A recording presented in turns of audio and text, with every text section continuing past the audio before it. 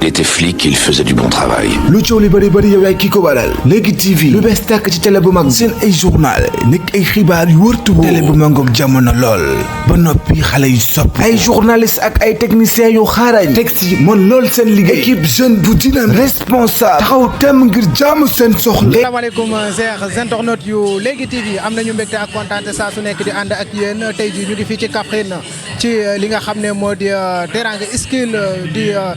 benn concours national boo xam ne jëm ci les métiers du Sénégal ñu koy amal fii ci Kaffrine ni ki tey jii yemboog 30 octobre 2025 ñu fi séenee dugg ci biir nag daal di waxtaan ak ñi nga xamante ne bii ñoo ŋànk boobule liggéey ñu taxaw ci kenn ñu bàyyi ko rek mu nuyoo ko mbokki internautes yu Léegi TV sëñ bi maa ngi lay nuyu. waaw maa ngi lay fay. tur bi naka la. maa ngi tudd Amadou Fall nekk inspecteur de l'enseignement technique et de la formation professionnelle nekk tam point focalu projet Fit Sénégal bi ci diggante Kaolack ak Kaffrine. nga nekk point focalu Teranga Skill bi ñu gis ne tey teew nga ci mu am explication xam ne jotoon nga ko amal ana lan moo waral seen teewaay fii tey ci Kaffrine. voilà li waral suñu teewaay fii ci Kaffrine mooy que ni ministère de la formation professionnelle dafa bëgg a profité ci Jeux olympiques de la jeunesse yi war a am en 2026 fii ci Dakar mu nekk une première fois en Afrique ñu koy defee Dakar mu bëgg ci profité pour développer la formation professionnelle et technique maanaam accès bi def de telle sorte que jeunes yi ñu mën a fréquenter les écoles de formation professionnelle et technique loolu moo waral ñu organiser tey concours des métiers bi woo jeunes yëpp ñu ñëw xool découvrir métiers yi nga xamante ni moom lañ fiy développer muy 5 métiers pour que ñoom ñu war a def seen xel ni war nañ mën a choisir métiers yi pour jàng ko am qualification professionnelle.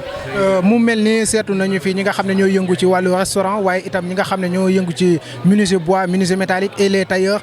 naka la sélection bi demee ndax région bu nekk dañ fay jël kenn wala dañu fay jël ñaata nombre lañ fay jël ci métier bu ne. voilà déjà candidats yi métier boo jël am nañ fa 5 candidats yoo xamante ni ñoom ñooy jongante ci 5 candidats yooyu kenn lañ ci tànn kooku mooy ki nga xamante ni moo gën a xarañ ci métier bi kooku gën a xarañ ci métier bi nag ci métier boobu moom mooy représenter la région de Kaffrine à Dakar bu ñu demee Dakar en 2026 war a compétir au niveau national kooku moom mooy représenter la région de Kaffrine. maanaam Kaffrine dina am benn représentant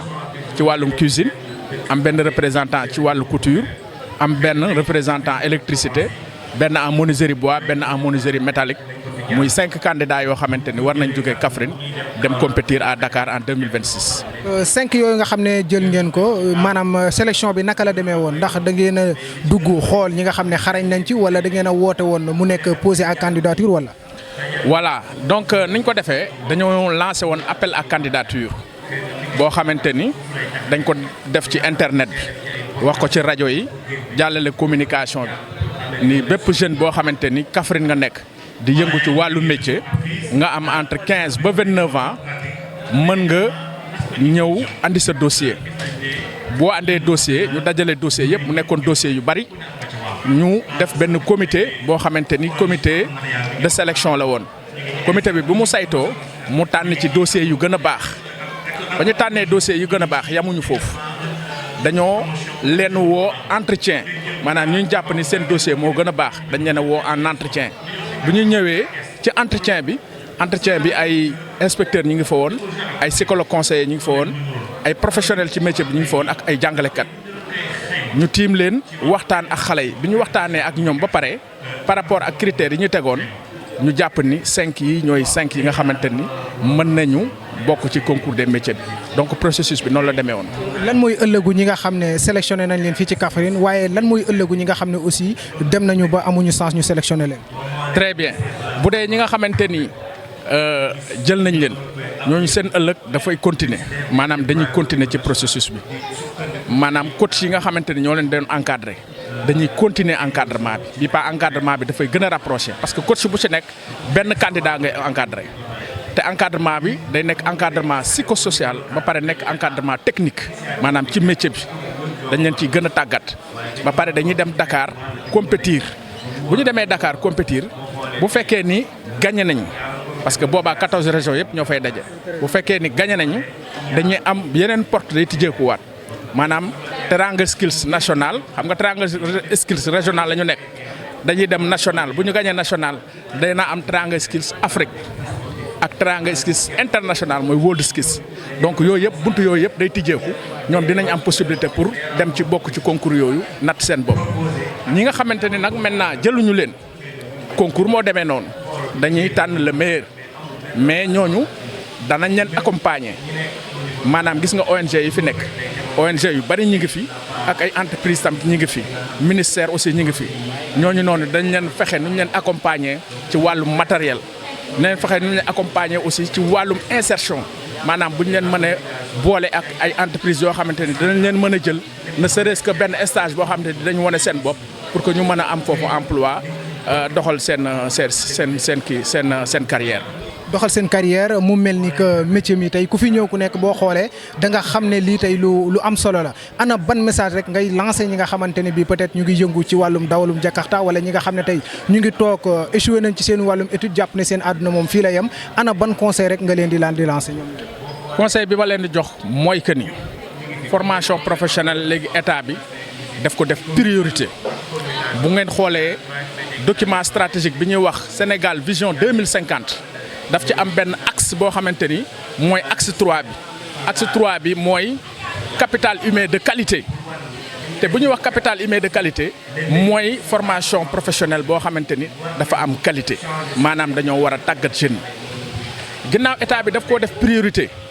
léegi nag ñun suñu wareef mooy fexe ba xale yu bëri yoo xamante ni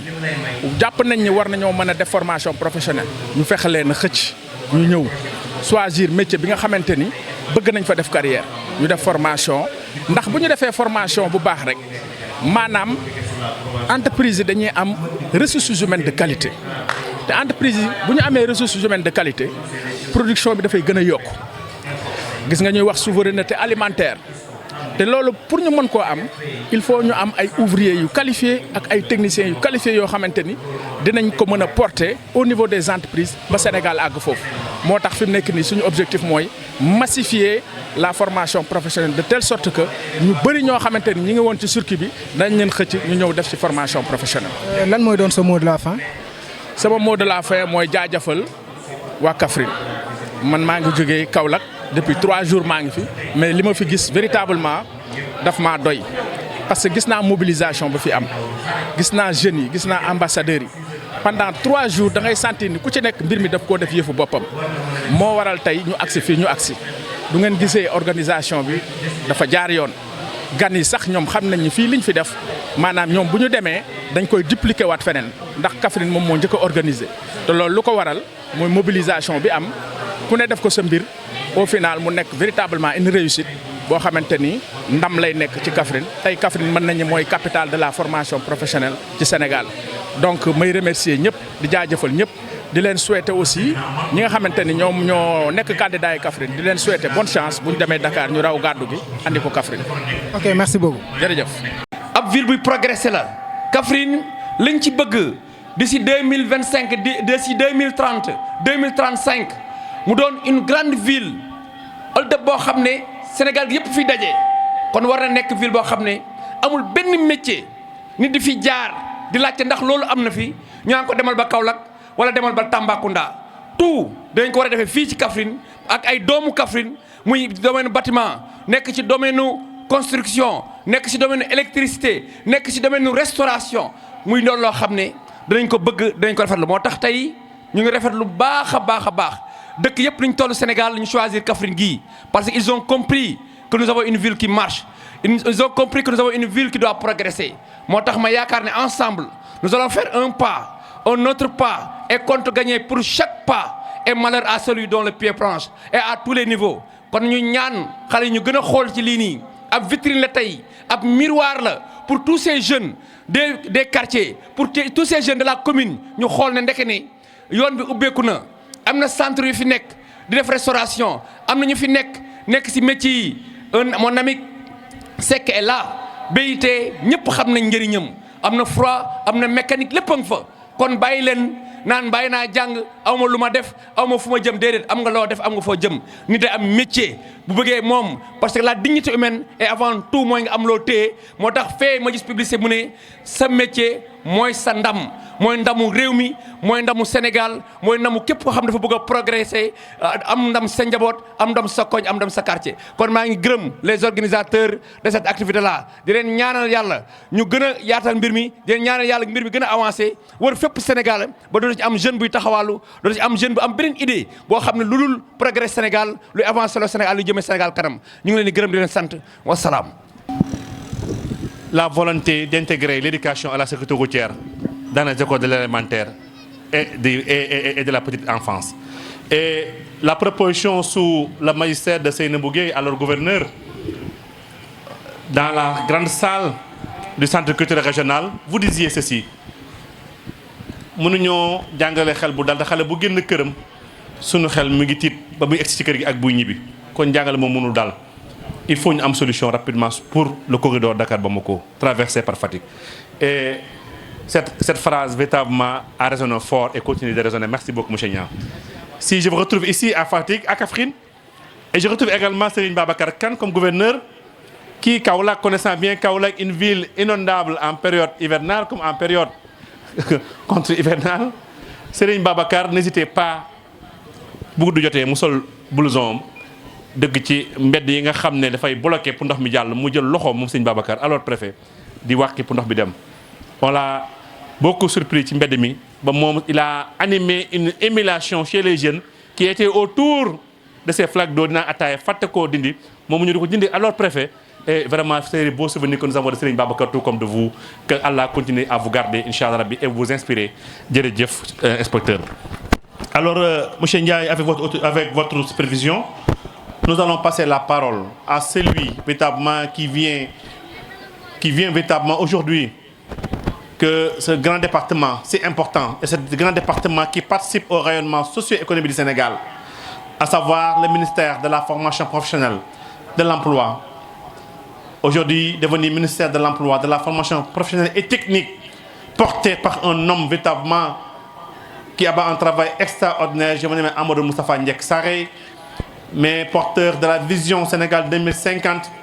une vision si chère à monsieur le président de la République, son excellence Bassirou Diomaye Faye, ainsi que son premier ministre Ousmane Sonko, qui fait véritablement de l'employabilité des jeunes et des femmes une priorité pour le développement économique et social du Sénégal.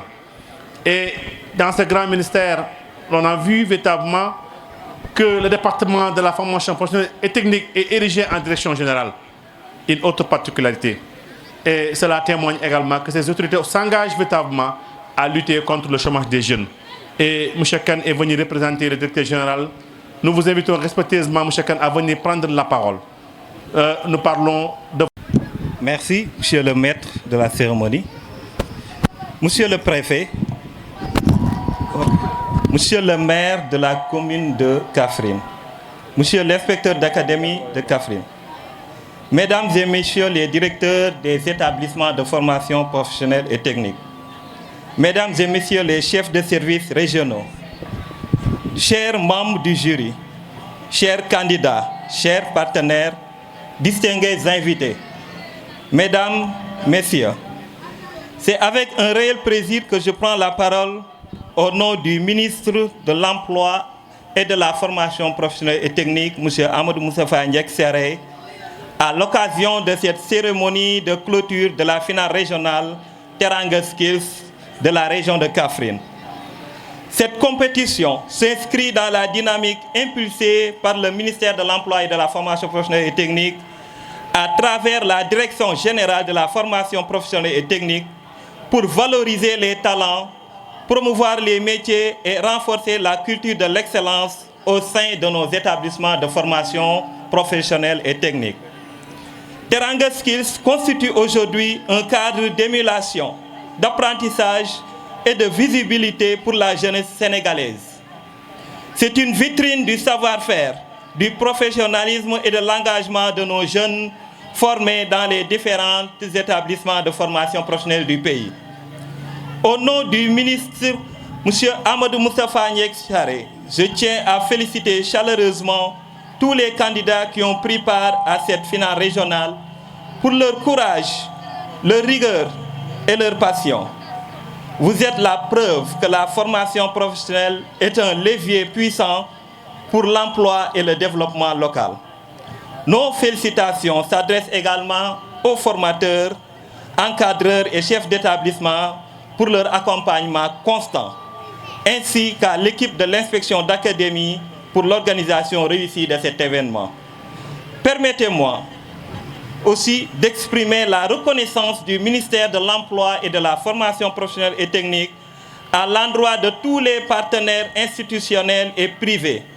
particulièrement à Eclosio, Luxidev à travers l'initiative FIT. Voilà, c'est ensemble que nous parviendrons à bâtir un écosystème de compétences compétitifs et durables à la hauteur de la vision Sénégal 2050. Enfin, au nom du ministre M. Amadou Moustapha Ndiaye Sarré, ministre de l'Emploi et de la Formation professionnelle et technique, j'adresse mes encouragements aux lauréats qui représentent la région de Kaffrine à la finale nationale Teranga Skills. Portez haut les couleurs de votre région et continuez à faire preuve de discipline, d'innovation et de professionnalisme. Je vous remercie de votre aimable attention. Vive la formation professionnelle et technique, vive Teranga Skills, vive la jeunesse de Kaffrine.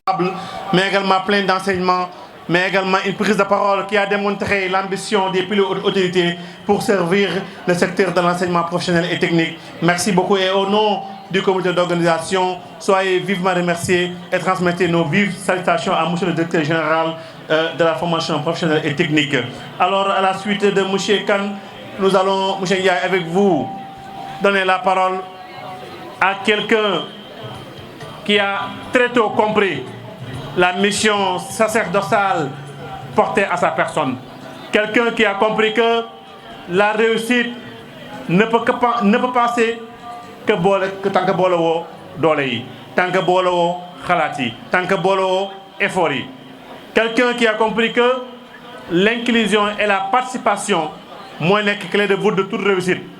Et quelqu'un qui a compris que boo ñëwee ci dëkk il faut d'abord socialiser, il faut d'abord s'intégrer, mais également impliquer tous les acteurs. Et ce grand monsieur que je vais appeler M. Atanas Sagne va venir au nom de Eclosio Sénégal prendre la parole. Il a su conduire en main de maître, il a su conduire en gentleman, il a su conduire en bon sérère la réussite de cette grande activité. Teranga Skills. Je remercie encore une fois monsieur le préfet du département de Kaffrine participer à cette journée mémoriale de la formation professionnelle et des métiers. Je ngi nuyu waa IA inspection d'académie.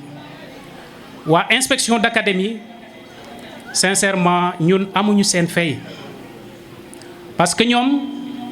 depuis bu ñu commencé mën naa ne le projet bi nga xamante ne moom mooy initiative Fit Sénégal ils ont été toujours à notre côté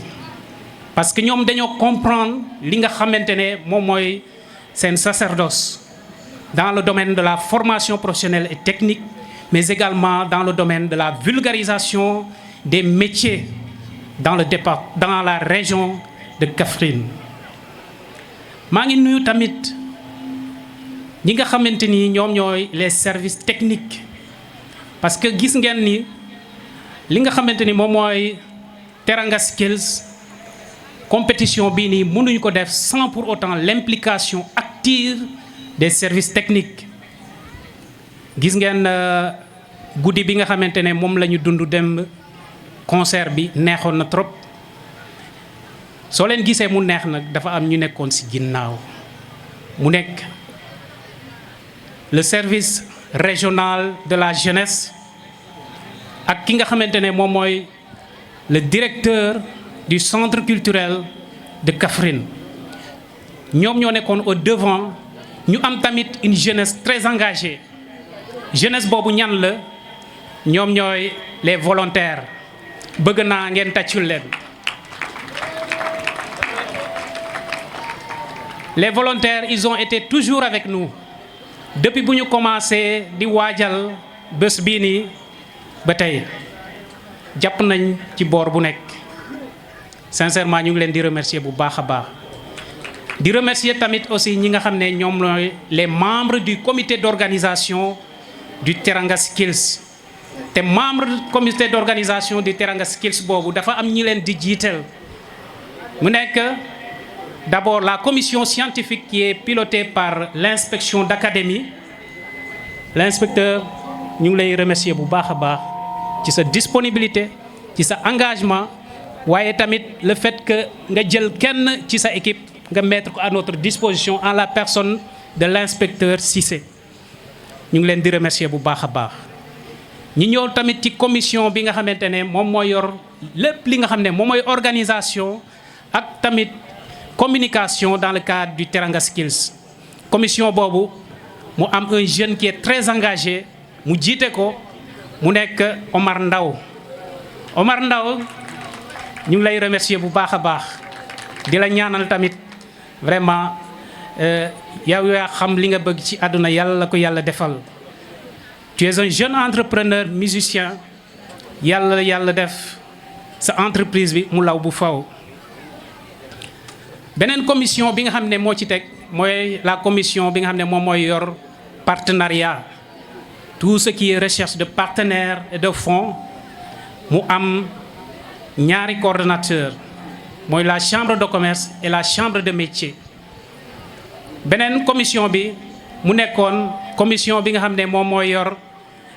l'activité sportive et culturelle cité naa leen léegi c'est la direction régionale. C'est la direction du centre culturel ak l'inspection régionale de la jeunesse et des sports. Franchement ñu ngi remercier ñëpp. ma ñëw nag ci li nga xam ne moom mooy compétition bii nii ñi nga xam ne ñoo ma jiitu wax nañ ko l'objectif moo nekkoon vraiment ñu gën a fësal li nga xam ne moom mooy formation professionnelle ak li nga xam ne moom mooy métier. te yaakaar naa liñ fi gis depuis démb ak tey. mën nañ ne objectif bi atteindre nañ ko parce que on a réussi à mobiliser on a réussi à faire passer le message donc loolu mën naa ne c'est un exploit. mu am loo xamante ne aussi dafa nekk un grand défi pour la population de Kaffrine parce que xam ngeen ne Kaffrine moom mooy ubbi compétition concours national donc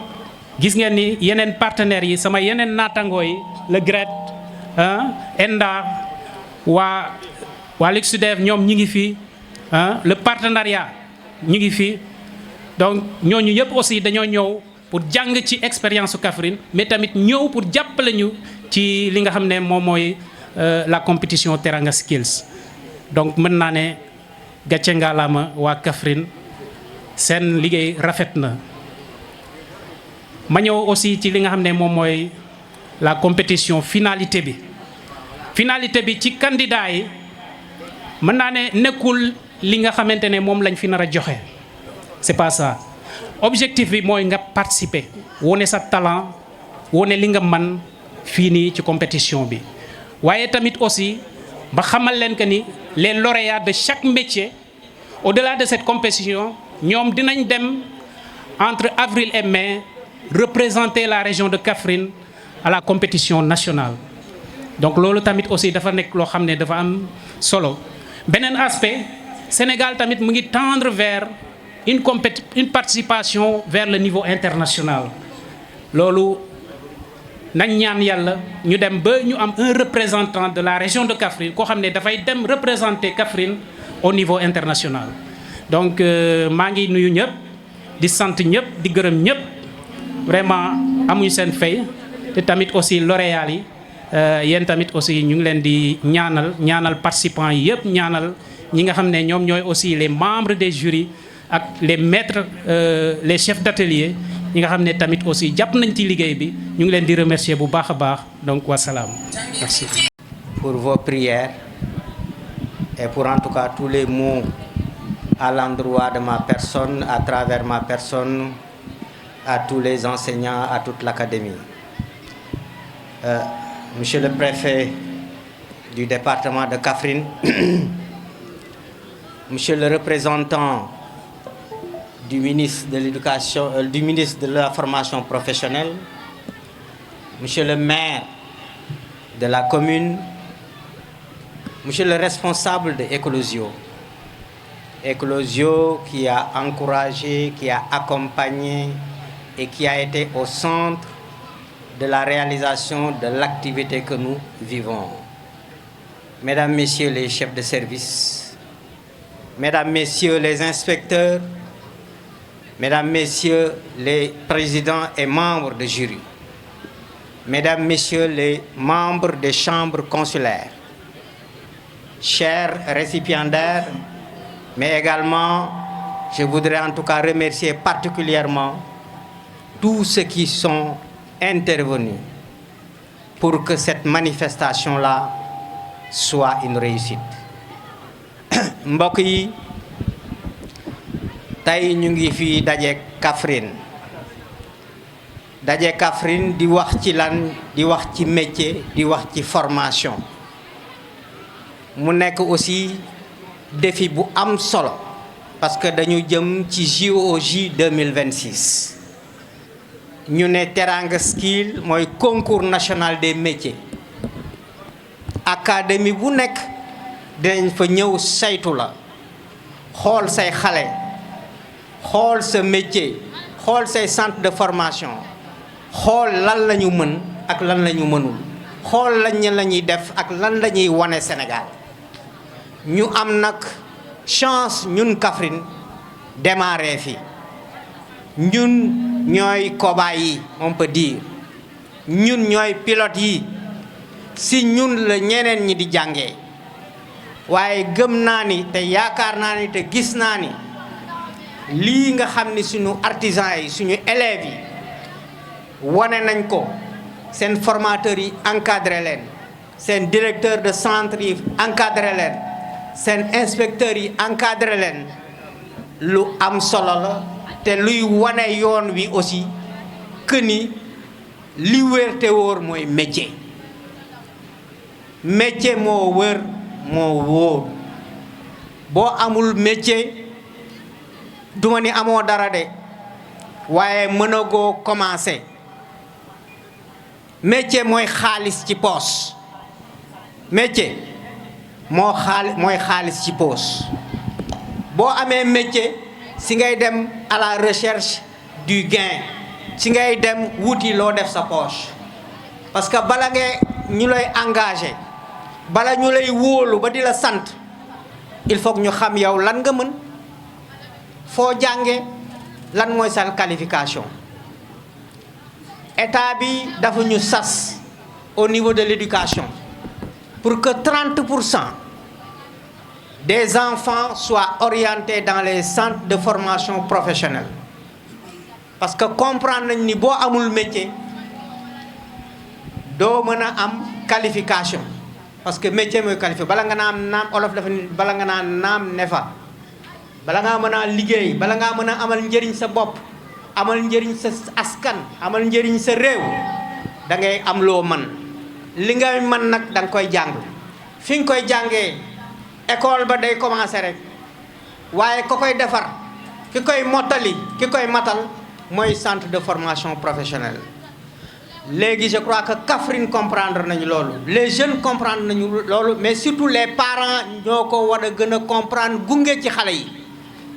parce que jàng rek boo xam ne amul fu mu jë amul app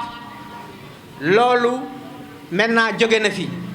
il faut que parents yi ànd ak seeni doom ànd ak xale yi xamal leen di leen bu ñu bëggee am métier dañuy dem ci centre de formation professionnelle te alhamdulilah centre yaa ngi fi ñu ngi Koungheul ñu ngi Birkilane ñu ngi Kaffrine ñu ngi Malem fépp foo mënti dem mën nga fa def sa formation professionnelle ak li nga xam ni proposé nañ leen comme formation dans les centres donc lii nga xam ni mooy concours bi nga xam ni ñun ñoo ko commencé am nañ yaakaar ni bu ñu demee ci région yi délégation yi fi nekk représenté seen région bu ñu ñëwee fii dañu am lu bari loo xam ne mën nañ ko fi jëlee bu ñu demee seen région mën ko dupliquer mën aussi jàng donc ñun ñooy académie phare ñooy région phare bi nga xam ni ñoo ko commencé te gëm naa ni mobilisation bi engagement bi ak prestation yi nga xam ne yëpp gis nañ ko fi nekk na lu am solo loo xam ni dinañu jëriñ ñun waa Kaffrine mais dina jëriñ ñi nga xam ni dañoo jóge ci yeneen région yi ñëw fii pour jàng si parce que nag ñun ñooy jàngale Kaffrine mooy jàngale Kaffrine moo wane yoon bi Kaffrine moo nekk ci kanam kon Kaffrine la ñeneen ñi di xool donc gàcce ngalaama yéen ñëpp ñi nga xam ni def ngeen ci seen loxo pour que lii mën a am à commencer par le maire qui a mis à notre disposition le stade qui a mis à notre disposition l'encadrement qui a mis à notre disposition l'accompagnement pour que lii mën a teew pour que lii mën a am pour que ñu mën a def stand yi nga xam ni stand yu am solo la yoo xam ni dañuy wane ni xarañte bi nekkul rek ci yeneen région yi boo ñëwee Kaffrine di nga fi fekk xarañte boo xam ni parfois dina la jaaxal sax da ngay yaakaar ni sax ni lii amu fi mais loolu yëpp ñu ngi koy gërëmee aussi centre de formation professionnelle yi di ko gërëmee ñi nga xam ni ñoo fa nekk di ko gërëmee aussi di encourager parents yi ñu encourager seen doom ñu dem ci formation professionnelle donc lii mooy li nga xam ni moom laay terminer remercier ñëpp ñu nga xam ni jàpp nañ ci Eclosio pour commencer mais le ministère de l'éducation nationale le ministère de l'enseignement technique et la formation professionnelle l'autorité administrative qui nous a accompagnés qui a autorisé les choses mais également le maire Gathié Ngalama par rapport à la mise à disposition de toutes les infrastructures qui nous ont permis en toi de faire cette manifestation et de la réussir maa ngi sant ñëpp di gërëm ñëpp di ñaanal ñëpp jàmm jërëjëf. El Hadji Cissé Mbaye di formateur menuisier bois au CFP de Birkelane. En même temps man maay responsable communication du centre donc comme ni mu ko waxee rek je pense que centre bi nekk Birkelane centre polyvalent am na dañuy former ay góor dañuy former ay jigéen mais aussi am na deux catégories am na ñoo xam ni dañuy def le niveau CAP am na niveau BEP mais aussi am na lu ñuy tuddee niveau attesté mooy ñi jàngul école ñooñu dañu leen a xaaj ci ñaari pàcc mooy am na ñoo xam te ni jàng nañ tuuti soit am nañ tuuti connaissance ci enseignement général am na ci ñoo xam nag jànguñu dara ñooñu lay tuddee niveau 0 mais teewul dañ leen di former comme ay attesté ñoom attestation diplôme du centre donc centre bi am na filière yi fa nekk menuiserie bois la électricité am na niveau CAP am na niveau BEP am na couture am na restauration am na santé am na horticulture cette année ubbi nañ filière yu bees comme froid climatisation fan yi rek ci 3 jours yi ñu romb ñu ngi doon def suñu PSD nga xam te ni pour fixer benn objectif boo xam ni fii ak 2030 dinañ mën a ubbi filière bâtiment ubbi filière mécanique auto je pense que loolu mooy centre formation professionnelle de Birkelane donc may lancer waat appel nag ci benn métier comme la menuiserie parce que bu ñu sañoon nag vraiment mu nekk métier boo xamante ni danañ ko gën a yokk doole parce que dañuy gis souvent dafay bëri ay abandon te wax dëgg yàlla toll nañ ci jamono boo xam ni menuiserie ci métier yëpp surtout sur le plan artisanal menuiserie mënul dem maanaam métier yëpp mënul dem menuiserie des parce que léegi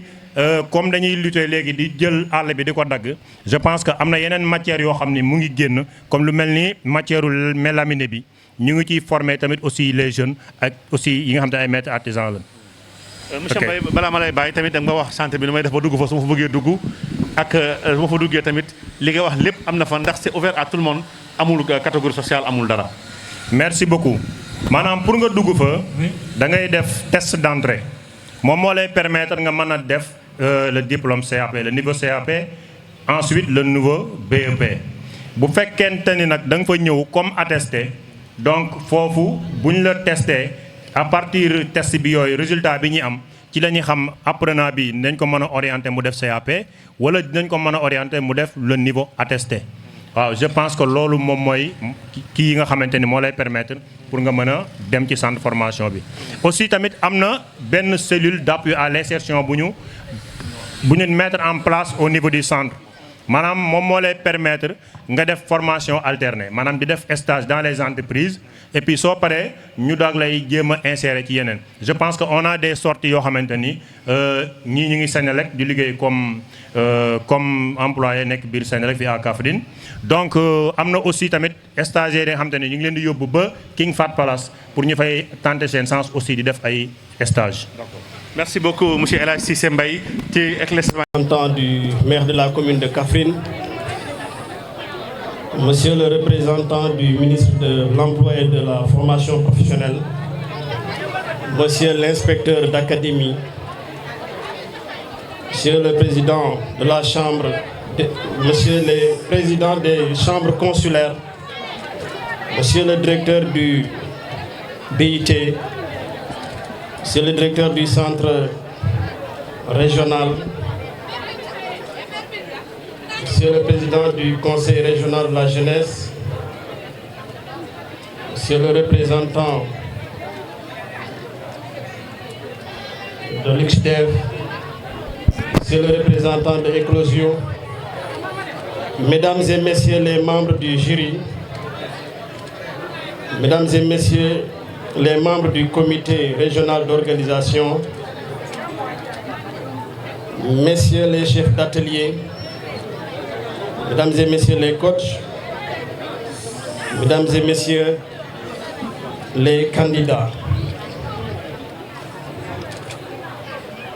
C'est un honneur pour moi de présider cette cérémonie de clôture au nom de Monsieur le gouverneur de la région de Kaffrine empêché. Présider donc cette cérémonie de clôture du concours des métiers dans la région de Kaffrine. Je me réjouis fortement de cette belle activité initiée effectivement par le gouvernement du Sénégal à travers le ministère de l'Emploi et de la Formation professionnelle. Je marque effectivement toute ma satisfaction par rapport à l'activité, au regard des belles réalisations que j'ai vues en visitant les stands à mon arrivée.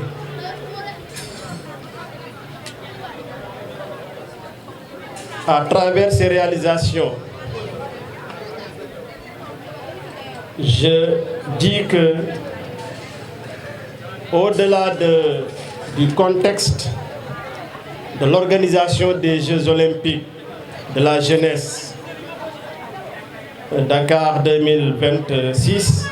au-delà de ce contexte,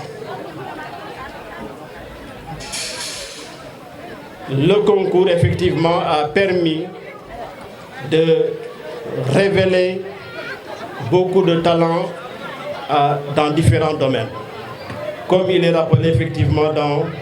les objectifs. Le concours des métiers aujourd'hui nous a permis de discerner des qualités, mais également ça a permis vraiment de susciter un esprit de créativité et d'ingéniosité. Et cela est très important. Mais également d'organiser les jeunes vers les formations professionnelles et techniques. Cela me permet aujourd'hui de dire que la formation professionnelle et technique ne doit pas être une alternative. Une alternative, c'est-à-dire quand l'élève, par exemple,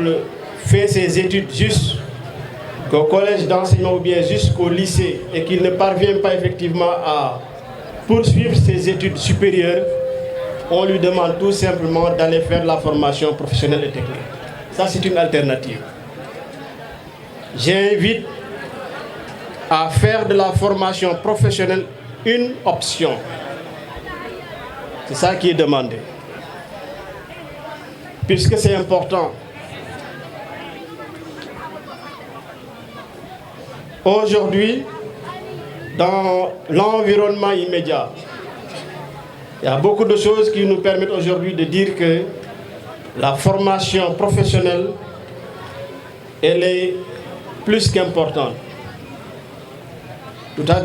l'heure, le DJ nous a offert 2 belles chansons, l'une de Alioune Binder, dont le contenu effectivement porte sur Djangil métier ca Bangay Khale. L'autre chanson, c'est celle de Youssou Ndour. Au-delà de ces 2 chansons, j'ai pu effectivement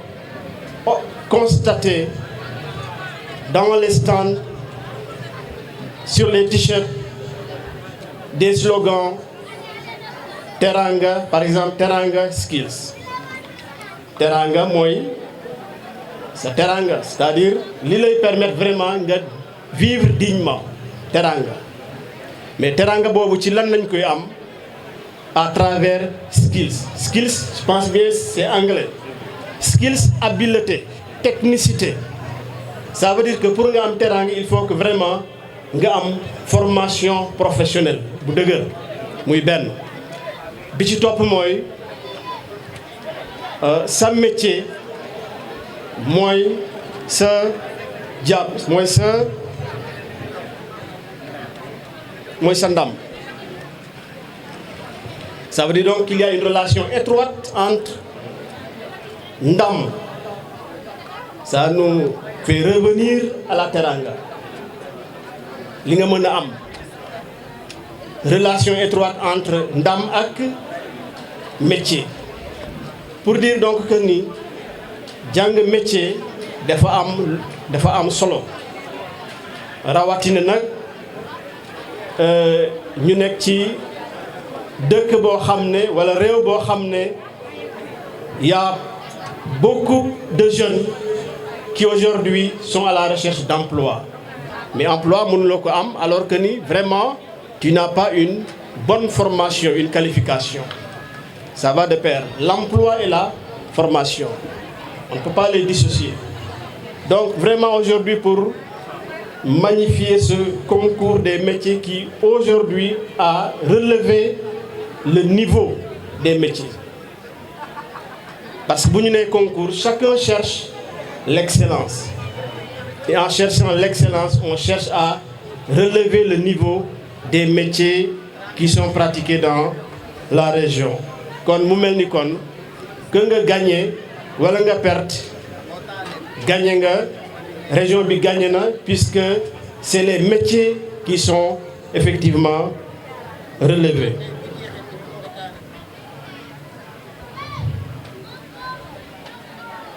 Kon ñuy remercier vraiment l'ensemble des participants à ce concours di wax ne yéen ñëpp yéen a gagné di féliciter ñi nga xam ne ñoo jël premier et que ñooñu certainement c'est eux qui vont représenter la région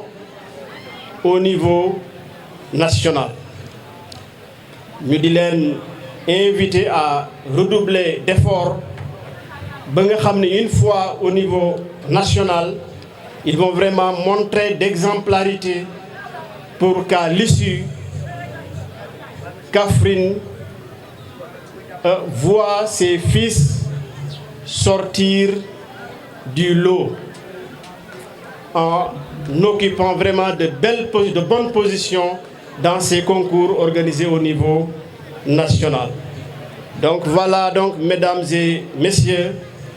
les quelques mots que je voudrais prononcer en guise de clôture de cette cérémonie et que par la même occasion féliciter et remercier monsieur Atanas Sagne Eclosio qui a mis vraiment les moyens pour que ce concours réussisse dans la région de Kaffrine.